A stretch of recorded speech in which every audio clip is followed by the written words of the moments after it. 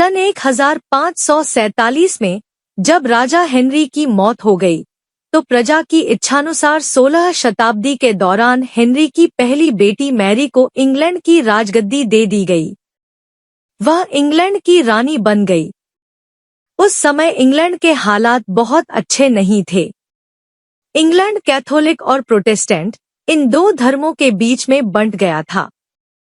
उस समय दोनों धर्मों के लोगों के बीच जंग छिड़ी हुई थी कि पूरे इंग्लैंड में सिर्फ एक ही धर्म हो, लेकिन लोगों ने उसकी यह बात मानने से साफ इनकार कर दिया था। इससे नाराज होकर रानी ने उनकी बात न मनाने वालों को मौत की सजा दे दी थी। वह ऐसे लोगों को जिंदा भी जला देती थी। रानी मैरी की इस क्रूरता की वजह से इंग्लैंड के लोग उससे जाने लगा कि रानी मैरी कुंवारी जवान लड़कियों के खून से नहाती थी। उसका मानना था कि उनके खून से नहाने से वह ज्यादा दिनों तक जवान रह सकती हैं। कुछ सालों बाद रानी मैरी ने शादी कर ली और कुछ समय बाद इंग्लैंड में एक खबर आई कि रानी मैरी गर्भवती हैं और जल्द ही उनके राज्य को उनका नया राजा भी मिल जाएगा। लेकिन उस समय रानी मैरी के साथ बहुत ही अजीब घटना हुई।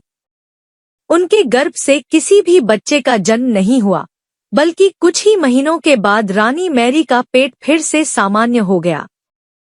वहां के ओझा लोगों ने अपनी तंत्र विद्या से बताया कि रानी मैरी के गर्भ में कोई बच्चा नहीं बल्कि एक भूत आकर निवास करता है।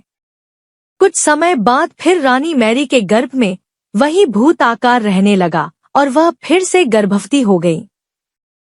इस बार भी रानी को कोई बच्चा नहीं हुआ और उस घटना के कुछ ही दिनों के बाद रानी मैरी की मृत्यु हो गई। इसके बाद मैरी की छोटी बहन एलिजाबेथ को इंग्लैंड की राजगद्दी पर बैठाया गया और एलिजाबेथ इंग्लैंड की नई रानी बन गई। रानी मैरी की क्रूरता की वजह से इंग्लैंड को लोग उसे एक निर्दयी औरत मानते थे। वहीं जब उसके गर्भ में बच्चे की जगह एक भूत का निवास होने लगा तो लोगों ने उसे शापित भी करार दे दिया और इसी वजह से उसे लोगों ने ब्लडी मैरी का नाम दिया।